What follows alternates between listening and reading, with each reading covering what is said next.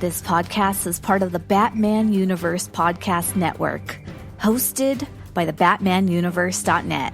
Check out everything related to Batman and the entire Bat family at the BatmanUniverse.net, including news and original content related to comics, movies, television, merchandise, video games, and more. Also, check out some of the other unique podcasts that TBU has to offer. Consider supporting this podcast by becoming a patron on Patreon. Even $1 can go a long way in supporting this content that you enjoy. Look for a link over at the BatmanUniverse.net to offer your support now. And now, on with the show. Scarecrows frightened of a clown that's laughing, boys. I am a Bat-Fan. I am a Bat-Fan. Shine that signal, come out to play. I am a Bat-Fan. I am a Bat-Fan. Bring it on, Bat-Man. Jump out your cave, 'cause I am a Bat-Fan. I am a Bat-Fan. Hey everybody, this is at TimG311. My name is Dane, and with me, as always, is your favorite GameStop employee and your favorite person that you know that actually recorded news segments for the prequels when he was kids. Wow, what a title to have. I am proud to have that bestowed upon me. Yeah, it's a great title to be known as. I mean, on a podcast, on a Batman podcast, on a Star Wars podcast, but besides that, I think you should probably keep that to yourself, Tim. You mean I should update my Twitter profile with that description on there? No, Or put it on put on my resume. Yeah. Yeah, I'm sure you'll definitely get the job if you put that on your resume. It's the first thing to put on there is that. Yeah. So I kind of wanted to start things off by saying that you know how I really love Out of Their Shells, right? Oh yes. Yeah, and then I got the NECA figures, right, that they made for the canceled San Diego Comic-Con last year, right? Mm-hmm. So that's 4 figures. Do you know, four Ninja Turtles figures? Do you know how much I am up to now? Plus those other figures you got. Yeah. So you sent me 2, so unless there's more figures you got that you haven't sent me images of, you should be up to 6 now, right? So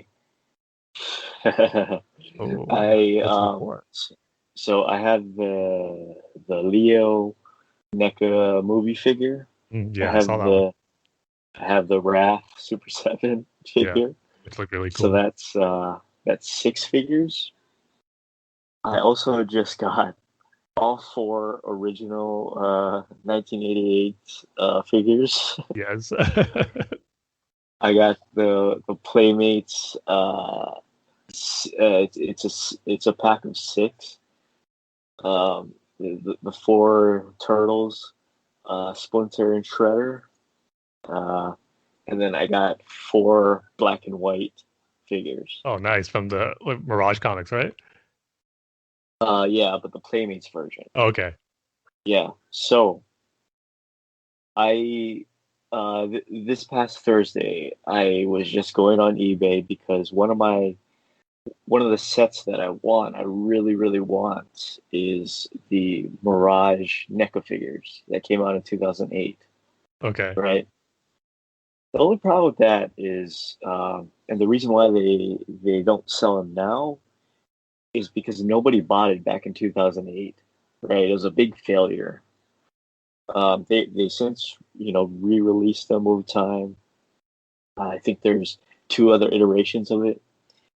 I think one of them is a con exclusive, or in fact, both of them are There's the re-release of the 2008 figures, which is the San Diego Comic-Con exclusive, and then there's the New York Comic-Con exclusive, which is the black and white version of the 2008 figures, right? Okay. So they're rare, right? And people on eBay are charging a lot of money for it. I've seen it What a for show. $1,000. I've seen it for $1,700. I've even seen it as high as $3,000, right? Wow.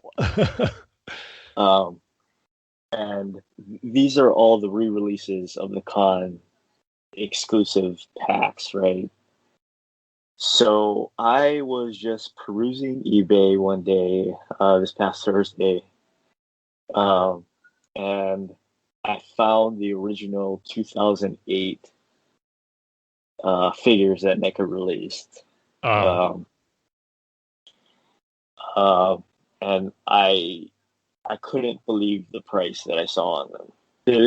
They were still expensive. They were still really expensive, but I never seen them this cheap. I pretty much got it for the price of what I've seen charged for one figure. Wow, that's awesome. Or two figures, sorry. So I got it for $400. I got all four for $400. Nice. I've never seen it this cheap before. I just could not believe how cheap it was, so I immediately bought it. It's actually from Kevin Smith, his comic book store. Oh yeah, huh? Yeah, it's actually from that store. So Oh wow. I don't know why it was so cheap. But Maybe yeah, they didn't realize how rare they were. Yeah, well, I mean, they have the con ones, the con exclusives, for $1,500 in the 4-pack. So that's what I don't understand. Okay. Huh. Yeah. Yeah, so yeah, I don't know. So I am a proud owner of the 2008 NECA TMNT figures. I've wanted this for so long. I know a lot of Turtles fans want it. I've been looking for it for a while now, and I'm so glad that I finally got it. Nicely done, Dane. Man, your turtle collection is already way outshining mine. I haven't collected much of the figures, but I love that you are, though. Again, you're building up your shrine. I can't wait to see them all on display with a picture of you in front of it with your denim vest. and don't forget my denim short shorts and my leg warmers. And maybe get a keytar just for the heck of it, too. But yeah, so I'm so happy. I don't know what happened, but I'm so glad that I finally got them. I've never seen them this cheap before. So yeah, good thing you snatched them up, because that's probably the only time you will see them that cheap. yeah, that's true. But anyway, yeah, that's what's been going on with me. How are things with you, Tim? As I was telling you before we recorded, probably one of the worst weeks I've had in a long time, health-wise. Got my second COVID shot and had all the worst side effect reactions to it that you heard about: the chills, the body aches, feeling fatigued for a few days. And then once I thought I was over it, my neck started acting up, where I was just to one point where I could barely even move it, or just move in general. It got so bad and stiff. So missed a few days of work, which I didn't want it to do. It was like the worst timing ever to miss a few days of work, or it's kind of like my busy days. So like stressing out about that, but got some medication for it, doing better as long as I keep taking that to hopefully get my neck back in shape. It's like some muscle spasm that's going on back there. So yeah, not the most fun week that I've had, but definitely glad to be well enough to start recording another episode because I would hate to miss the fun stuff I do because of not feeling well, but thankfully I'm doing better and able to jump on here and talk about some geeky stuff. Yeah, you sound tired. Yeah, it's even coming through my voice. Wow, I didn't realize that, but I guess it's pretty much sounding the way I feel, I guess. Yeah. Well, let's just get straight to our Lord of the Rings minute by minute commentary. For this episode, we're going from minute 8 to minute 9. So as always, grab your DVD, grab your Blu-ray, grab your HD DVD, grab your beta tape, your VHS, your Laserdisc, your DVHS, grab your Blockbuster rental copy, grab your Netflix physical subscription copy, and our favorite, the way this movie was meant to be seen, the way Peter Jackson filmed it.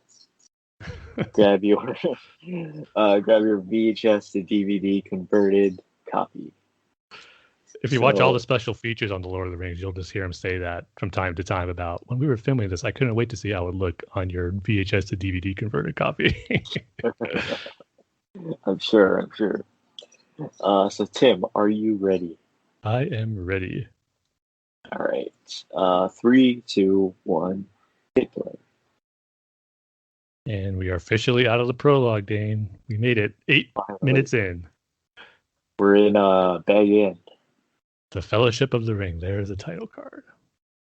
And this, of course, is one of the changes from the extended edition. Because when we get to the title card in the original theatrical cut, it's just Frodo reading his book by that tree. But here we're seeing Bilbo working on his book, A Hobbit's There and Back Again, A Hobbit's Tale. And I do like this intro just a little bit better too. Just sets the tone for, how it's setting up the journey going off of Bilbo recounting his journey that he had, especially once we saw a little bit of that in the prologue. I wonder why you would cut this part on. I guess if you just wanted to get straight to what's going on, right? Mm. Yeah, because if I remember right, it's been a while since I saw the theatrical cut, but we don't even get all this stuff in the Shire until Frodo meets Gandalf, if I remember right. But this is all so happening. you don't even see all this Bag End stuff. Yeah, I believe so. Yeah, not until we get to Frodo and Gandalf on the wagon.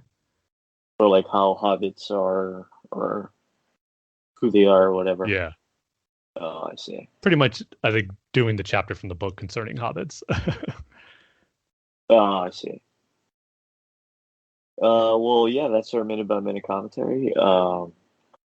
Again, we go minute by minute, so we're getting just a slice. Yes. To be honest, I was surprised the prologue was under 10 minutes. I was expecting it to be at least 10 and probably more, but Yeah.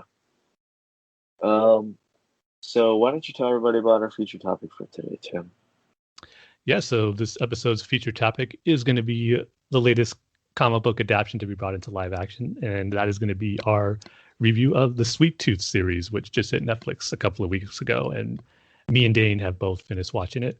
And we kind of talked about it after we recorded our last episode. I think we were talking about if we saw it or not, and you saw a few episodes, and I saw a few episodes, but we didn't finish it yet. But now that we have, we wanted to talk about it because I'm interested to have this conversation because we're both coming from it from two different perspectives. I'm coming from as someone who knew about the comic but never actually read it. To be honest, I kind of actually forgot about it, but once I saw that the series was announced and saw the trailer, I go, oh yeah, I remember that, seeing covers and images of the comic of a boy with deer antlers, but I knew nothing about it. Or on the opposite end, Dane, you read the comics, and from what you were telling me last week, you loved that series. So it's going to be interesting coming from these two different perspectives as far as what we thought of the Netflix series. So yeah, I guess for me, starting it off, going in as someone who didn't know anything about the comic, just when I saw the trailer, the premise of it caught my interest because it is one of those things that it's the all too familiar post-apocalyptic world, the human race is dying off, all that stuff. And that doesn't necessarily get me excited. But once I saw how different this was when you're introducing the premise of hybrids, of children being born half human and half animals, that's something that's unique and caught my interest as far as what the series can be about and having it be really interesting. So I did really like the trailer when I saw it, and I was going to watch the series regardless, just based on the premise and what was shown in that trailer. And for the most part, I really, really enjoyed it. I really thought the characters were great. And just like, again, the story and the premise of it kept me invested and interested to see where things are going to go.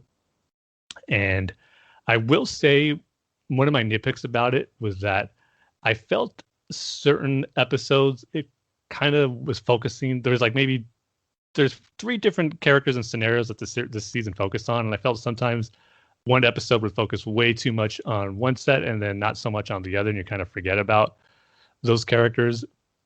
So I just felt the kind of the overall pacing of it wasn't perfect in each episode, but not enough to where I didn't lose interest or couldn't follow what's going on. You just kind of forgot about certain elements as you're watching the episode. So I really enjoyed it as a series on itself, and looking forward to more to seeing where the story goes and what's going to happen to these characters.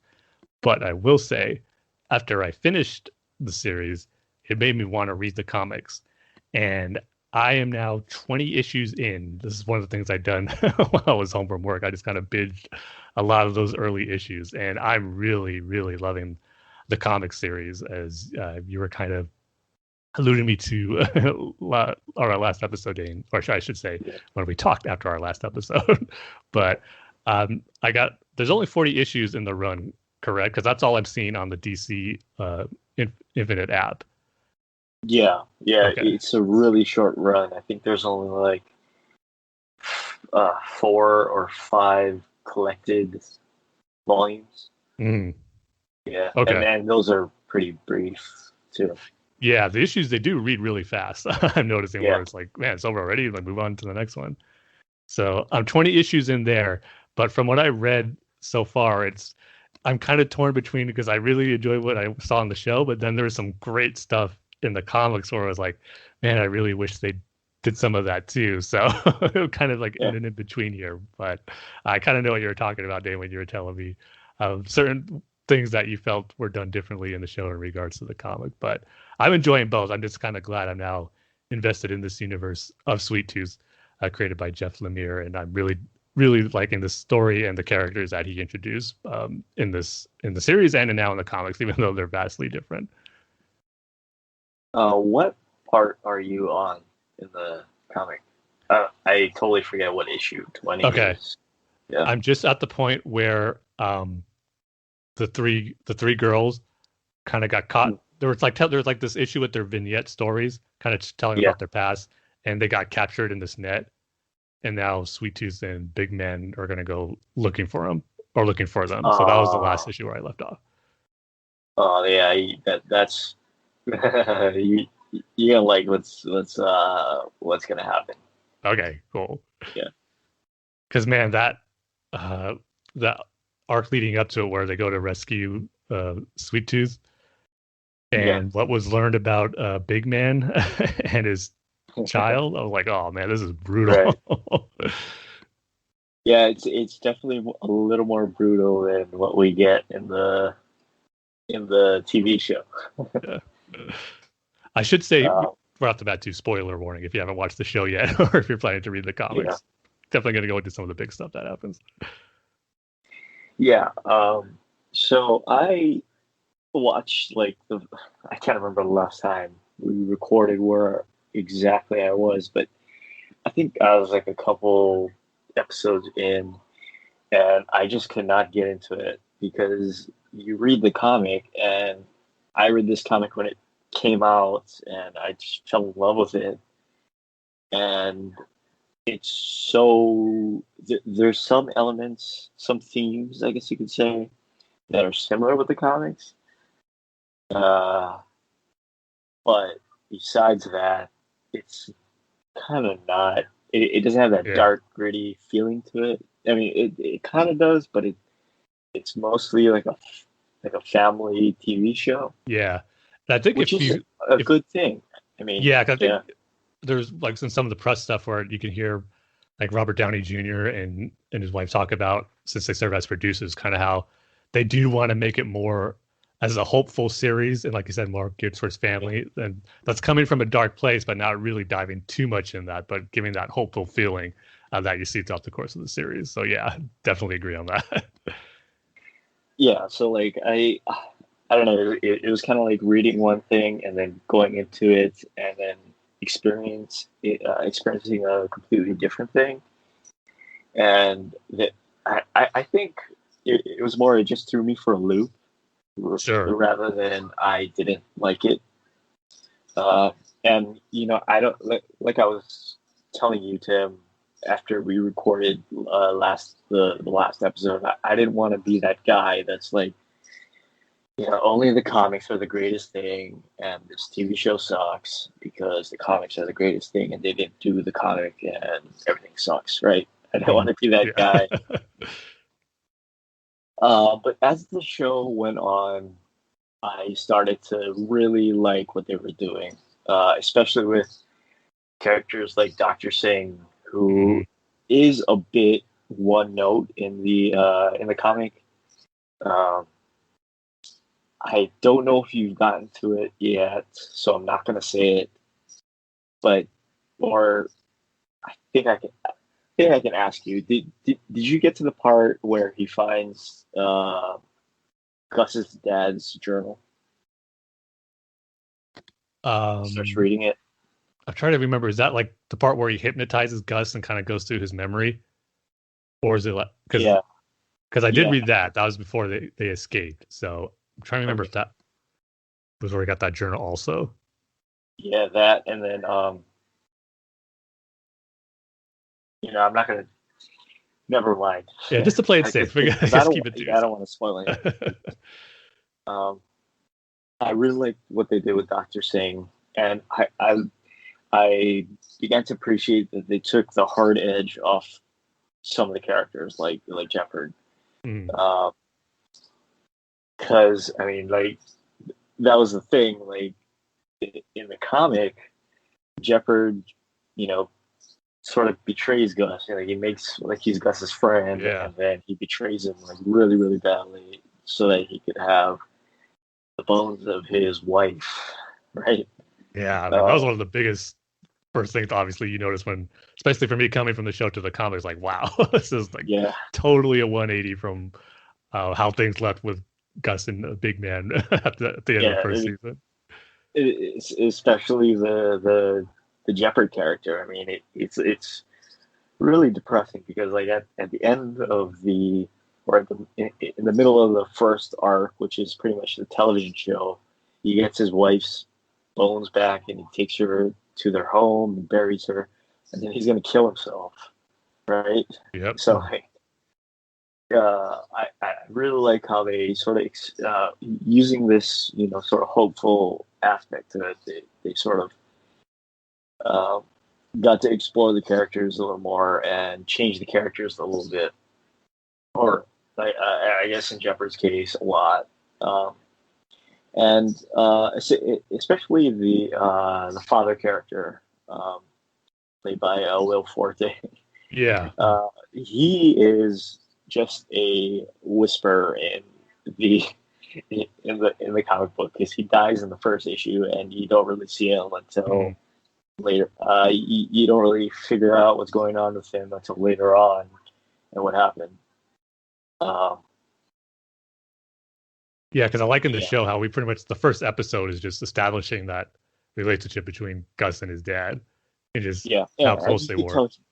Yeah, you could tell he was loved, right? Exactly. Yeah. As in the whereas in the comic, it's like his father is a full on like he's crazy. He's Yeah. crazy. He's having these visions, and you don't really know what's going on. And he just it doesn't even seem like he loves Gus. It, it and you're kind of wondering like if you don't this kid. I mean, like why did you even take this kid in the first place? Mhm. So um, also I really like at the very very very end of the TV show. I really like how they kept Gus's mother alive at the end. Yeah. I Um, kind of had a feeling she was too, yeah, but it was a good way to set up for what's hopefully going to come in season two. And again, yeah, not knowing her full story or what happens in the comics, I'll probably find out in a few days. But I am curious to see how this is all going to lead. And probably them going to Alaska. I'm not sure in the TV show, but yeah, I was definitely glad it ended on that note, revealing that she is still alive. yeah. And did you get to the part in the comic where they sort of reveal how the virus came to be? No, not yet. Okay.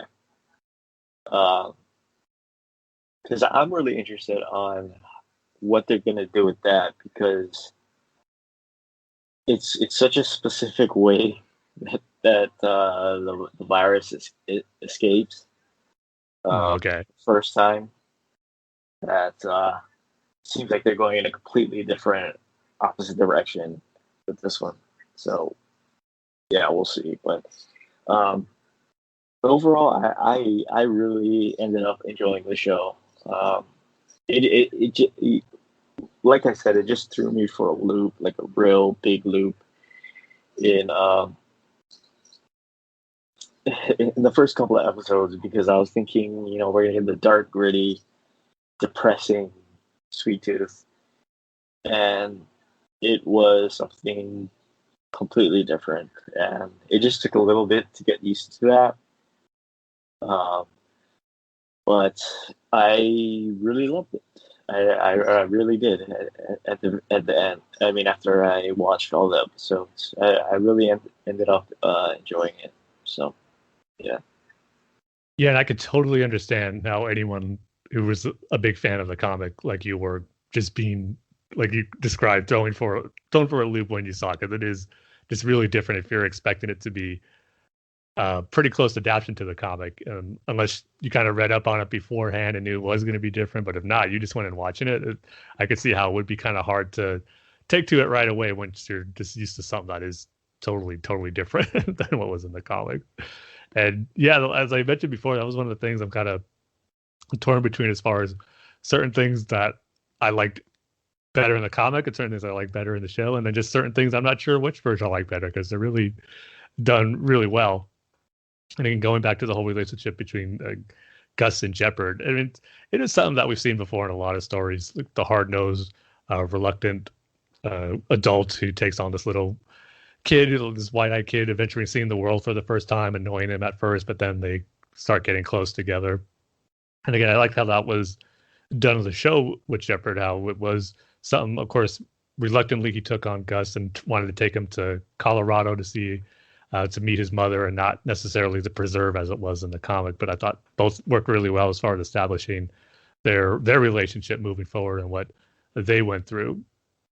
And just how, too, the whole going back to Jeopard and his whole backstory.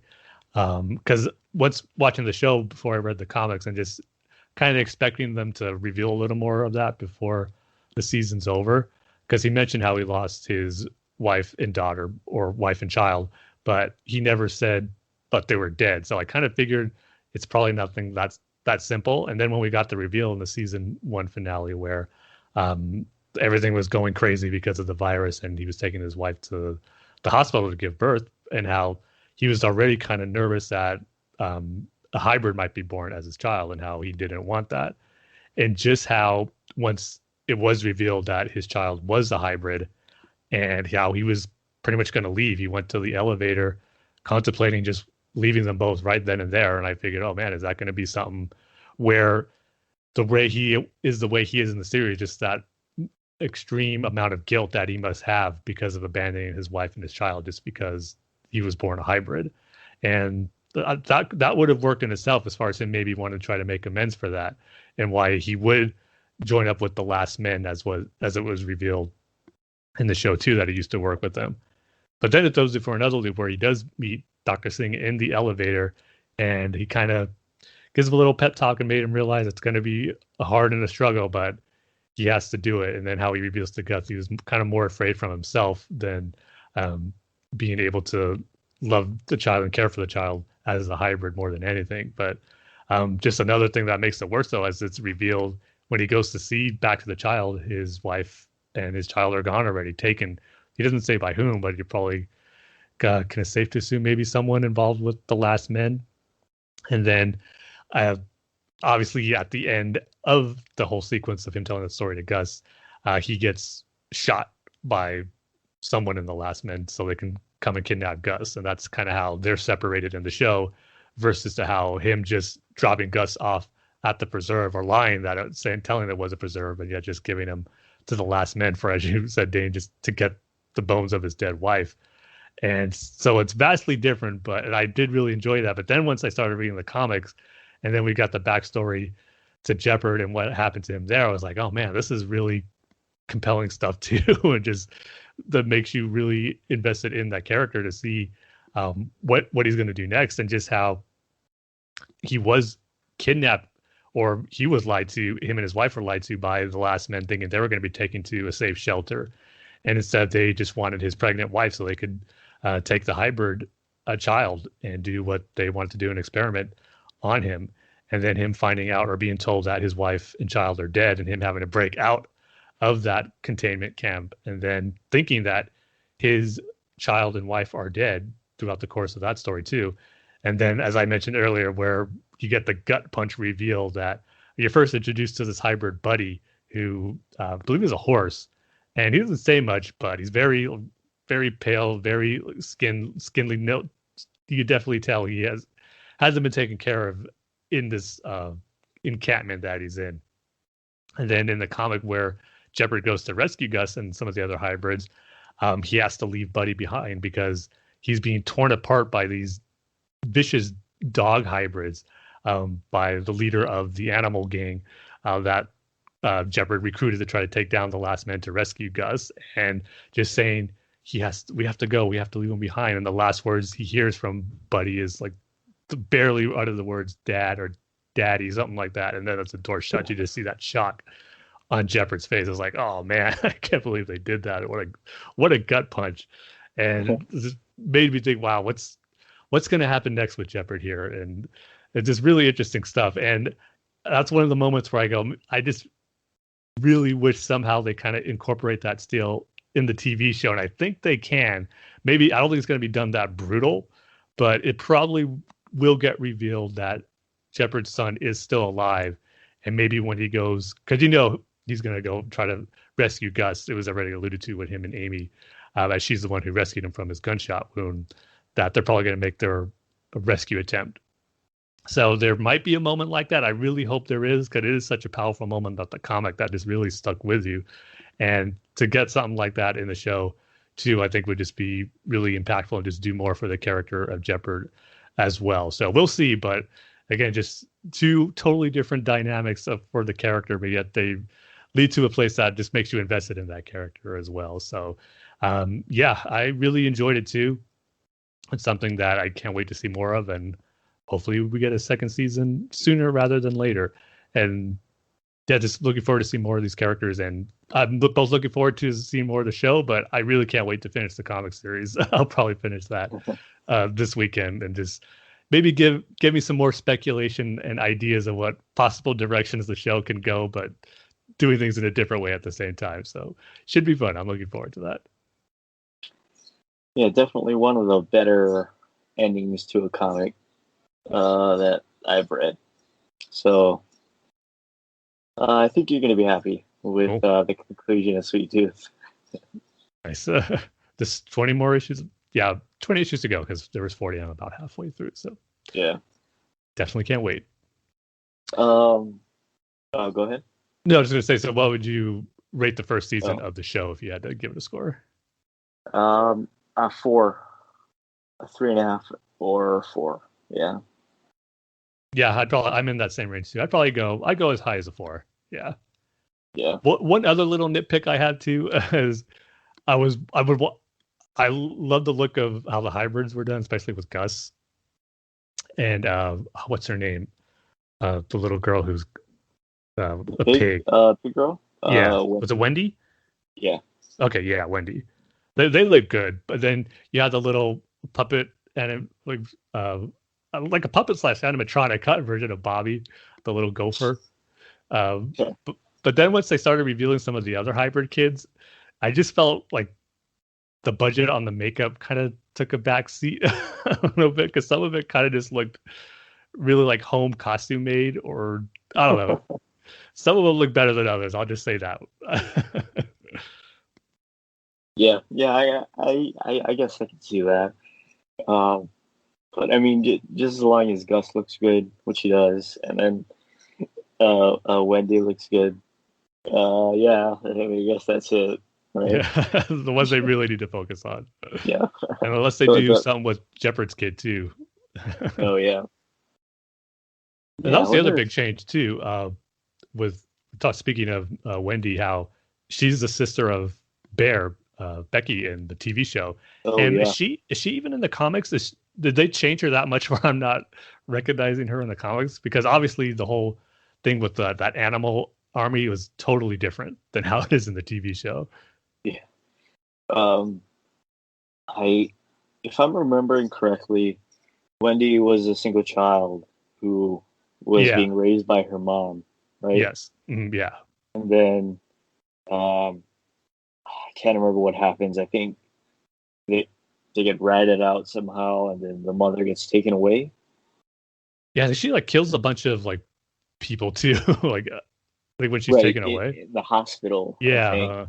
And then the people burn her house down, and then you see, I totally forget how that happened. But no, she doesn't have a sister. Yeah, that's the. I think the sister character is a stand-in for Lucy and um, oh my god, I can't remember what their names are. But the blonde haired girl Yeah, that there was, okay. yeah. I think the sister character is a stand-in for that. You know, because they Yeah. get sort of close. Okay. Got Yeah, it. That would make sense. but but Or at but least if I makes sense for remember a change. correctly, uh, Wendy was a single child and then living with her mom, and then her mom gets taken away, and then she tries to come back, but she gets sick or something, and then Wendy is just left waiting there for her, and she's waiting and waiting and waiting, and then the mom never comes back. Yeah. Yeah. It's one of those Yeah, scenarios where like she doesn't know what happened to her. right. Okay. Yeah. Yeah, So I think that's what that is. Yeah. but I did like how like that animal gang in, I forget what their names, they had a name, but in the TV show just too, how there's like these group of kids who are just banding together, taking on like their favorite animals to help protect hybrids, and hunt down the last men who are trying to hunt down the hybrids. So I did like that aspect too, and I'm sure that'll come into play later on.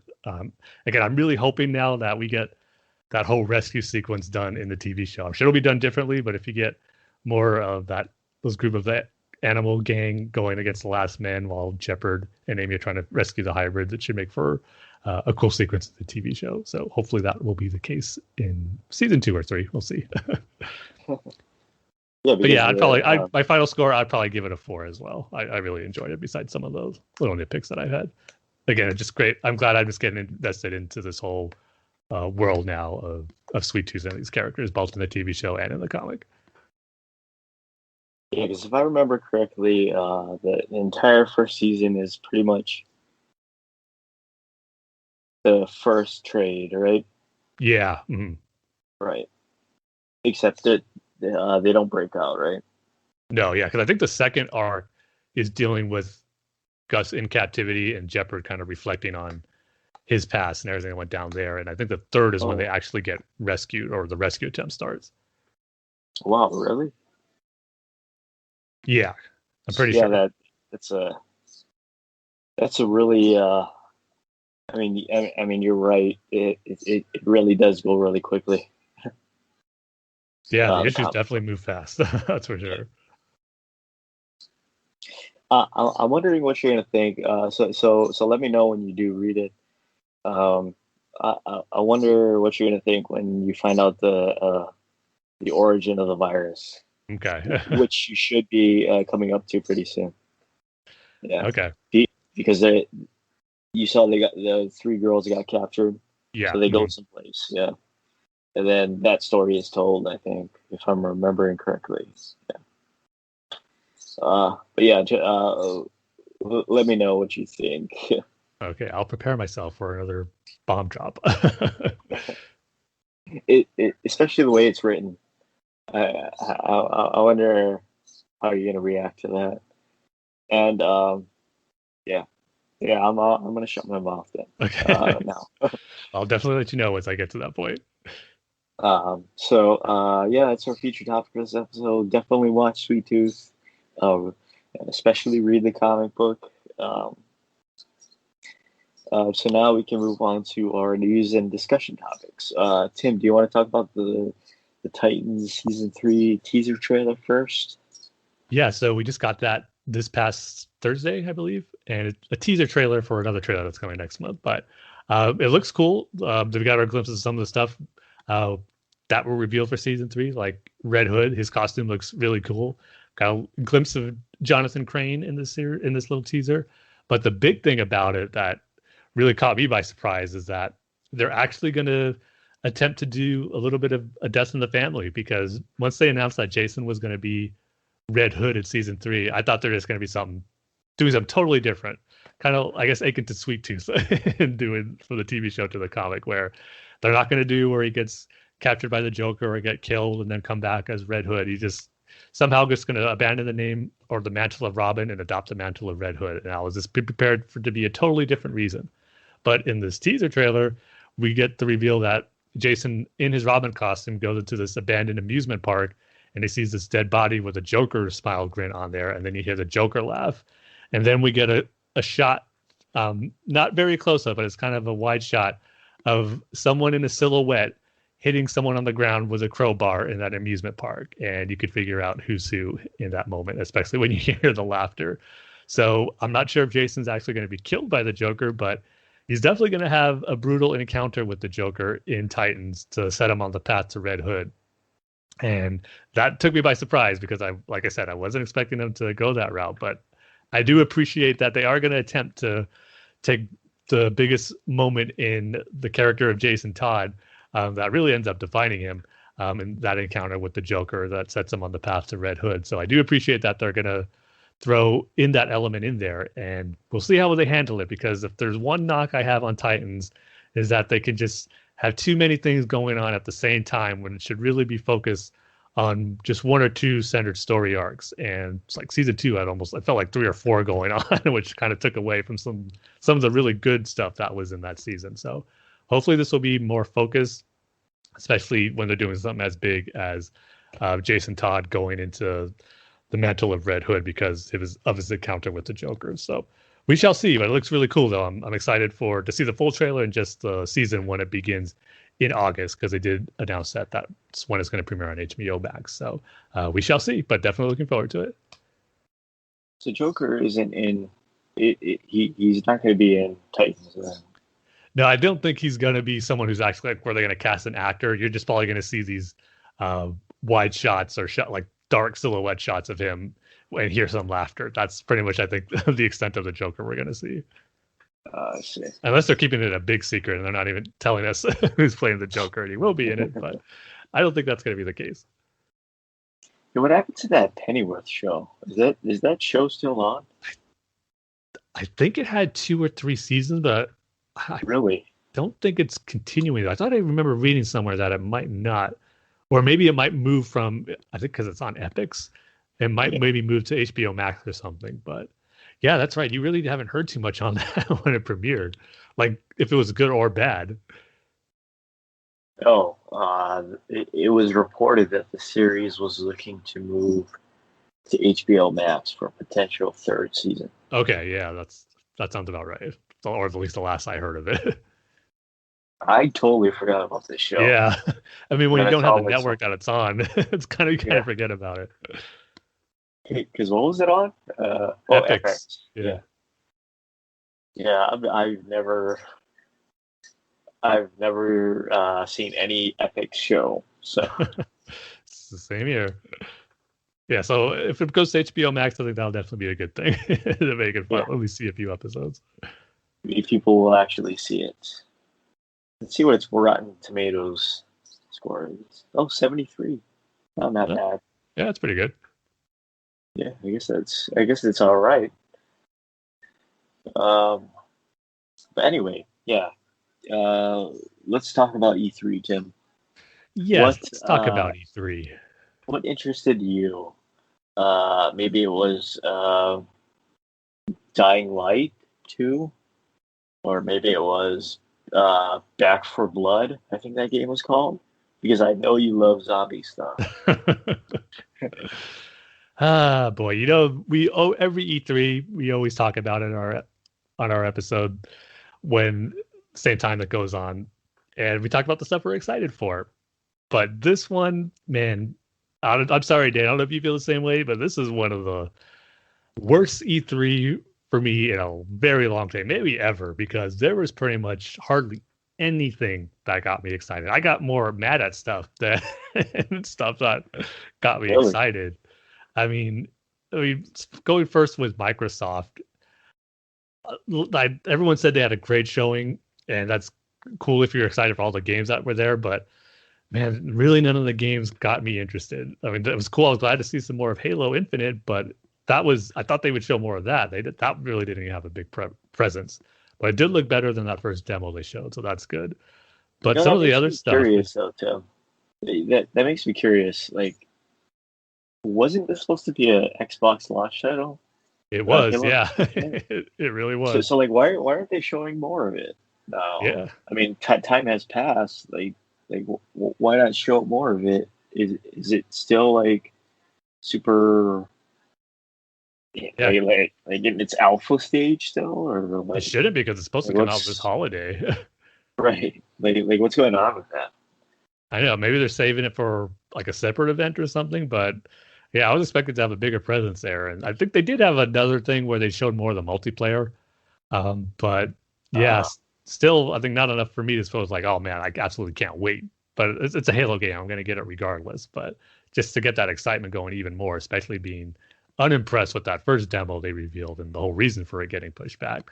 I thought that it would have had a really big presence at the show to get people on who were maybe disappointed with it more on board and excited for this next gen Halo game, but that really wasn't the case. And I think a lot of it too is because obviously they had the big merger with Bethesda, and I'm just not really a big fan of Bethesda games. I really haven't really played many of them, or any of them really.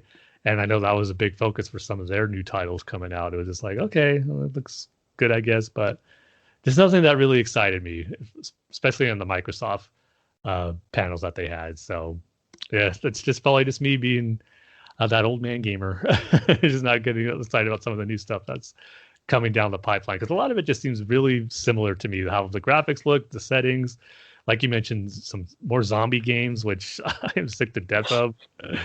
But yeah, so I wasn't really impressed with Microsoft's showing there. And then here's the big one that got me annoyed: Square Enix's presentation. So they just released the Final Fantasy VII Remake Intergrade DLC, which was cool. They had a little side story with Yuffie, which was pretty fun. I really enjoyed that, and has a free upgrade to the PS5 graphics, which, man, it looks even better. It just looks really great. So I figured, okay, that's out before E3. They don't have to focus on that. Maybe, just maybe, we'll get some small snippet or tease of Part 2 of Final Fantasy VII Remake. But, of course, we don't. Nothing. And you think they announced Final Fantasy 16 during the special Sony event last year, like just before the PS5 launched. And so maybe we'll get an update at that. I mean, this is E3 after all. This is where you showcase some of the big games that are coming out. Nothing. Just a little brief footage of it in a sizzle reel of upcoming Square Enix games. So nothing on Final Fantasy 16. Nothing on Final Fantasy 7 Remake Part 2. And this is the biggest one that got me annoyed, Dane. What I've been wanting for a long time now is to have all the Final Fantasy games on one console. I mean, they put from 7 up to 15 on the Xbox. So those are all there. The only thing that's missing is the original 6, the NES and Super Nintendo games. I would love to have those. So there's a trailer that starts that's saying Final Fantasies 1 through 6, the classics, are going to be remastered. I'm like, yes, this is what I've been hoping for. Okay, this is all I want. I'm excited. And then literally about 15 seconds later, that excitement turns to disappointments. Why? Because they're only releasing those games on Steam and for mobile devices. And I was like, you got to be kidding me, Square. Why? In this day and age, why aren't these on consoles? Why isn't any game you develop is on consoles? It's just, you could have had all Final Fantasy games on one system. And I've been wanting to revisit those classics as well. And they're going to have it's called like the Pixel Remastered. So it's going to have some visual upgrades, but still have that classic 8-bit and 16-bit graphic style that I love. And so I was like, oh, that was got to be kidding me. So disappointed when those aren't coming to consoles. I know I wasn't the only one, so hopefully there'd be a lot of Final Fantasy fans who are going to let Square know that we want this on a console and they could put it on there, because that was such a big disappointment. I was like, I was so close to having one of the things I was hoping for at E3 be announced. And it was, but yet it got announced in a totally different way. So that was a real bummer for me. And then Square announced the Guardians of the Galaxy game, which was cool. But speaking of which, I finally bought the Avengers game, Dane, because it was on sale for like $20 during E3. Right. So I haven't played it yet, but that was the price where if I'm just going to enjoy the story mode, it'll probably be worth it. So, but when they announced that Guardians of the Galaxy game, it had the same issues I felt with the Avengers, where those character models, especially Peter Quill, some of them just look downright awful. Where it's like they're trying to be the MCU, but at the same time being their own thing, and it's a blend that just doesn't work so far with the two games that they've done with their character models. Peter Quill is just like, oh man, he doesn't look anything like Chris Pratt. He doesn't look anything like how he did in the comics. It's almost like this jock pretty boy with slick blonde hair. He doesn't look like the rugged scavenger that he does in the movie, and even some of the earlier comics where he was this kind of seasoned veteran, like military leader. But it's just the design that I just had to laugh when I saw it. It's just not good. But the gameplay does look good. Where some people are complaining that it's not multiplayer, which I can understand, because you're only going to play as Star-Lord, but you're going to be able to issue commands to the other Guardians as they're fighting alongside with you in battles, and have like these combination attacks as well. So it is kind of puzzling why they didn't make a multiplayer, but at the same time, I do appreciate when, especially nowadays, where games are focusing on single player, because that is kind of rare to get games like that. So it does look cool. I like how it is a decision-based game to you, where you have to make different choices throughout the course, as far as using certain characters and making some tough decisions. So it probably has a little Mass Effect vibe to it as well, which it should be fun. So that game does look good, character designs aside. So probably that one did get me a little bit excited, but nothing was as disappointing as that Final Fantasy announcement. That just really irked me, and I still get annoyed thinking about it as I'm talking about it right now. How those 6 original games aren't coming to consoles. So frustrating. Well, they did release an announcement on a new Final Fantasy VII. Is it like a mobile game, or is it like a battle arena? Yeah, it is a mobile game. It's like a retelling of the story, kind of like a quick version, like retelling of the story. Yeah. I think the graphic style looks pretty cool, though. Yeah, I guess. I mean, if you're really into like those sort of like, because it is like a PvP sort of game, right? I'm not sure. I haven't delved too much into it as far as when it was first announced. It was announced a while ago, if I remember right. But yeah, that's the other thing they announced. They announced this. I forget. It's like this long name, but it's like this Final Fantasy. It's this game that takes place in the main dungeon of the very first Final Fantasy game with the main villain, Chaos. And so it's like a prelude to that. But then you got these 3 main characters who look so out of place in that fantasy setting, where it looks like they should be in more like a Devil May Cry game or something like that. And it's like the dialogue just sent really, it's like that macho man action movie type of dialogue you hear them saying. Like everyone would make a joke of it. They just kept saying over and over, "I gotta kill Chaos. I gotta kill Chaos." And then they released a demo of it, and I didn't even make it that far. It just wasn't for me. It just didn't even feel like Final Fantasy. It was with those characters. So that just sent really weird as well, to do a precursor game to the original, but have it feel totally different. It was just really strange. Yeah. For me, nothing really impressed me. Starfield, I guess, the Bethesda game. I know. Yeah. I know you said you're not really a fan of Bethesda's games, but that looks interesting. It's just too bad I'll never get to play it, because I don't have a PC and I don't have an Xbox. So yeah, I guess War for Wakanda. the Avengers DLC, Mhm. the Marvels of Avengers DLC. Um, that one looks pretty interesting. But beyond that, nothing really. I mean, it's pretty much just your normal stuff. Your Battlefield, uh, Yeah. your zombie games, like kind of like how you said. So yeah, I guess I'm kind of unimpressed. So Yeah, yeah, I'm right there with you. I will say yeah, Nintendo did have the best one out of all of them. That whole Metroid Dread reveal, that was really cool, getting a 2D Metroid game. yeah. But I don't know how that's. I don't know. I can see myself getting irritated at constantly being um followed or whatever Yeah, that's true. or hunted. You know. Yeah, it'll be interesting how much of that gameplay mechanic is going to be used over the course of the whole game, I guess, as you're making your way through the map that you're on. Yeah. And then obviously we got probably the best trailer out of everything, even though it was short, the Breath of the Wild 2 trailer for The Legend of Zelda. And man, they're really keeping that one still closely guarded as far as what that game is going to be about. Because they did show some new stuff like those floating islands, which I think is going to have a connection to Skyward Sword. But I think there's going to be some time travel stuff going on here because you do have that look of Link where he has longer hair. He's kind of had this like rugged clothing. And I like the speculation too that I've seen on it where we might be seeing that. Because if you remember in Breath of the Wild, the opening sequence where it has that art retelling the first, like the ancient battle of the hero and the Calamity Ganon.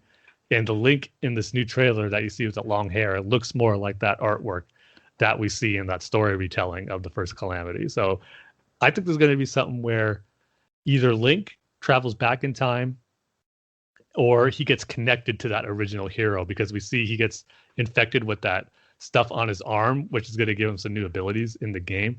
But maybe that connects him to the past where you relive the original hero going up against Calamity Ganon in that time period. Because I really think we're going to get some different eras of in the Zelda game, and I think they're keeping that a secret right now.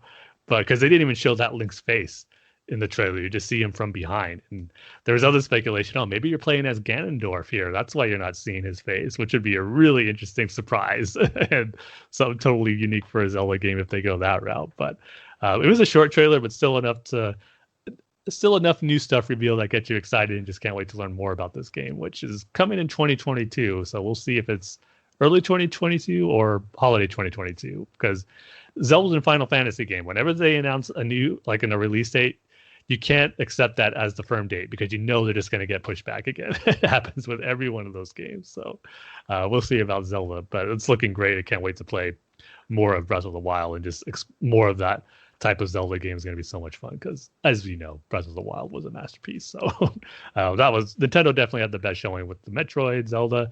I was a little disappointed that we didn't get an announcement about because there's so many rumors going around about a Zelda HD collection, kind of similar to Mario for its 31st anniversary that came out last year, and we're expecting the same for Zelda. Because obviously there was the Wind Waker HD and Twilight Princess HD that were on the Wii U, but I mean, I've been wanting to play those on the Switch, so I'm hoping they'll do something they haven't announced yet, and we'll get those. And even an Ocarina of Time and Majora's Mask kind of HD bundle would be cool too. So, just waiting for a little more on the celebration of Zelda's 35th anniversary. So hopefully that'll come at a later time. But I thought overall Nintendo had the best showing of E3, but at the same time they didn't have much competition. It was kind of just an automatic win for them because, at least in my opinion, where nothing in any of the other shows got me excited. So Nintendo already won before the show even started. So yeah, just a disappointing E3 overall. Yeah. I mean, we usually have a few games that we're excited about when we talk about E3 each year, but not the case on this one. It was just really a letdown for me. And maybe part of that reason is because Sony wasn't there, because they usually have great press conferences as well. And I think their absence was felt at this E3. How about a Zelda game where he goes back in time to when he was a kid and he finds an ocarina? Oh, no. You know what? If they make a game like that, I think it would probably be my favorite game of all time. And you might as well just call it the Ocarina of Time. That has a nice ring to it, Yeah, doesn't it? might as well, right? Sounds good. Yes, it Um, does. no Shredder's Revenge. I know that was the other thing too. I was like, I wanted Yeah. a release date. Can we at least get that?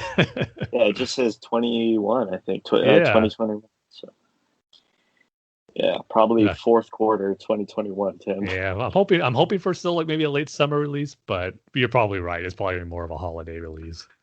Yeah, I don't know why. I mean, it's just a side scroller. I know it's pretty be a simple game to develop. So unless Yeah, maybe now I'm going to get my hopes up for something that's not going to happen, but maybe they're going to do something special and put the original arcade game on there and Turtles in Time as a bonus, so you can have 3 games in oh, one there. yeah. Don't say that Nothing would because we're make gonna me be happier than getting massively that. let down. We're gonna be I'm gonna be massively let down now, Tim, when it's just Shredder's Revenge. No I'm matter if sorry. it's 10 out of 10 on IGN, it's still gonna be a 5 out of 10 because there's no original arcade. I mean, the original NES and the arcade game. So That's another. Those are other 2 games I'm just really hoping get a console upgrade. Turtles arcade game and Turtles in Time, because you can't get those anywhere right now unless you get those arcade cabinets. And I yeah, would just love to play those online with you and just other friends. And just they're just made for that type of stuff. yeah. I don't know why it's got to be a rights issue. I think Like, it is, but those rights usually yeah, go to different studios. I mean, Ubisoft had it first, then Activision had it. So not sure who mm, has it right now, but whoever does, make that happen. But speaking of games, oh though, well, Dane, I gotta yeah, say the new Ratchet and Clank on the PS5, man, it's amazing. It's really, easily the best looking new console generation game I've seen so far. Just the way they're really, doing with the level design and just how, because it's called, you go through different dimensions, and over the course of the first opening sequence, you're just traveling through these different like planets and areas, and just the way it seamlessly transitions you through those different areas while you're controlling Ratchet, it's just amazing. I was blown away by it. And that was just the opening sequence, and so far the rest of the game is following suit very nicely. It's just a visual marvel. I'm just really impressed with it. yeah. It didn't really impress me, but maybe it's because it's like that cartoon style. Yeah, if you're not, I So guess if you're not into that type of visual style, you might not be impressed. But man, yeah, I don't see how you could be, at least from the technical standpoint of how it transitions through all those different detailed environments so seamlessly while you're playing it. It was just really cool. I don't know. You know, never say never because I might just buy it because there's a surprising lack of PS5 games. Um, well, I mean, at least that interests me Hmm. on these new consoles. It's like that Returnal game doesn't really interest me. Call of Duty doesn't really interest me. So like, what what else is there? You know? You're right. Yeah. So I mean, at least PS5 has some stuff. I mean, Xbox for me has nothing on the Oh exclusive yeah, front. right. Maybe I But shouldn't be. Maybe I should be grateful. Uh, yeah, you're right. Um, but yeah, that's it for our news and discussion topics. Unless there's anything else you wanted to mention, Tim. nope, I think I got my frustrations out for this year's E3. Yeah, you don't sound so tired anymore, Tim. So Sounds like it worked. you just got mad. You just got to get you mad. Um, so now we can move on to our comic reviews. Um, so as we say every single time, uh, there's gonna be spoilers here. So if you haven't read your books, you might want to pause it and come back to this. For this issue, I mean, for this episode, we're reviewing issue number 1 of Batman: The Adventure Continues, season 2, issue 1. A lot of numbers there. Oh, yeah. So our rating scale for this episode is going to be Tim. Thinking, let's see, times, frustrating times that I guess something to do with E3 and how frustrated I was with their lack of announcements, or focusing mainly on that Final Fantasy announcement. Final Fantasy announcements that lets Tim down or something. That'll work, I guess.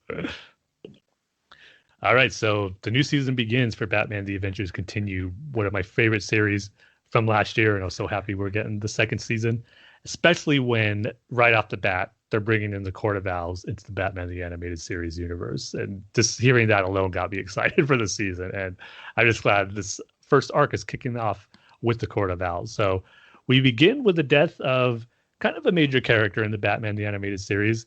Not someone who's part of the Bat family, but it's been multiple episodes, and that is Mayor Hamilton Hill.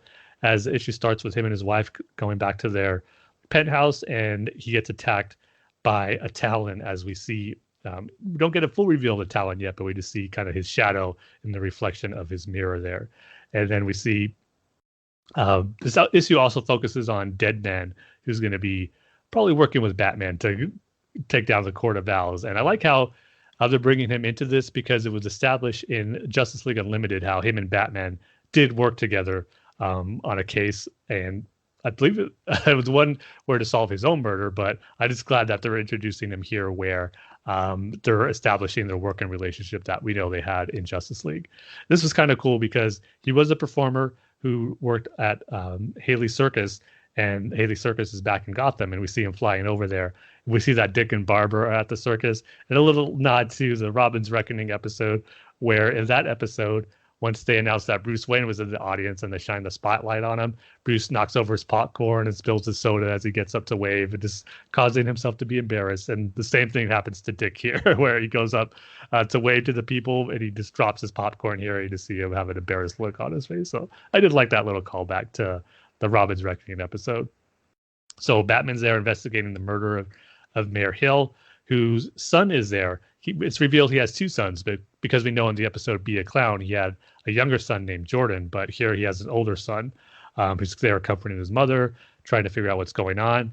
And just right off the bat, I'm going to say it, I think he's involved with the Court of Owls. It's just, there's something about him where we never seen this character before. He just introduced here. He's someone who's kind of playing that fake realization where he doesn't know what's going on and kind of wants to solve this mystery, but in reality he probably really knows and is involved. He just has that type of feel of a character who's going to, that's how his character is going to be in this story. So we'll see if that happens, but I'm just calling it right now that Mayor Hamilton Hill's other son is going to be involved with the court.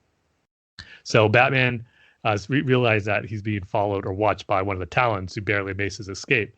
And then Batman goes to see Veronica Vreeland because he knows her father actually has a collection of Court of Owls, just different weapons, artifacts, different stuff that people just think are legends, but Veronica Vreeland's father believes is actually true.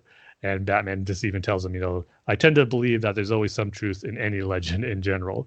And so her father kind of gives the background story of the Court of Owls, which is pretty similar to their comic book roots, where they just been established in Gotham as the main power of Gotham City, as that no one knows about, and just kind of take out any type of threat that they see fit that might jeopardize their organization or Gotham.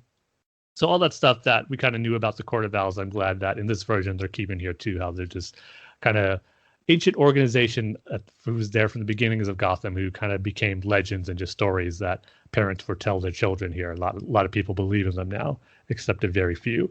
So Batman hears that story told, and then we get the Deadman is following Batman around too throughout the course of this issue, kind of wanting to do his part too and solve this mystery. And so he confronts the Talon. The Talon can actually see Deadman, which surprises him. And Deadman has no effect on the Talon. He cannot possess his body like he can anyone else.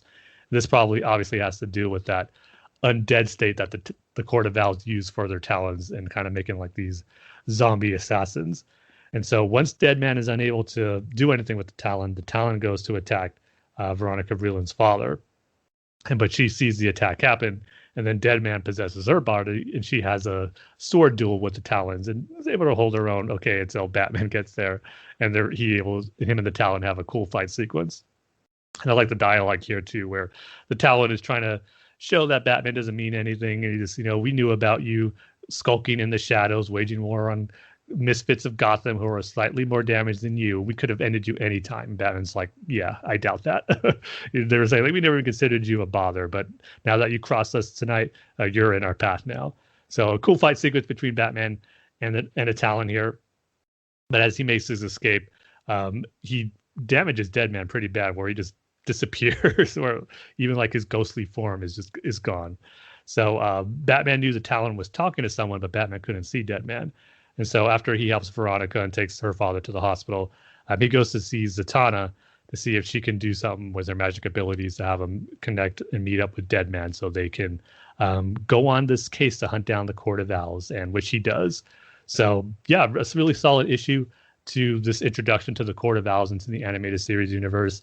Again, I like how they're keeping the origin story pretty much intact that Scott Snyder developed for the court, but yet having him connected with characters in the animated series as well. So I'm just looking forward to see more of this version of Batman, Nightwing, as Nightwing makes an appearance also in this issue, keeping an eye out on Veronica and her father at the hospital. So if we get more of the Bat family involved here, because as we remember, Nightwing played a pretty big role in the Court of Owls, as he was targeted to be a Talon in the comics. So I'm wondering if they're going to do any of that type of stuff in this animated series version as well. But good issue. Glad the series is back, and it kicks off with bringing up one of the, obviously in more modern times, one of the better Batman stories around with the Court of Owls, and it's cool seeing that adapted into the Batman the animated series universe. So I'm going to go ahead and give it 4 out of 5 Final Fantasy frustrations that Tim had during this year's E3.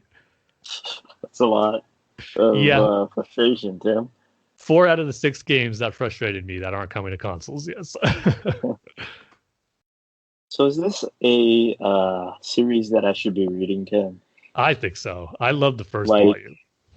Like the TMNT 2011 comic.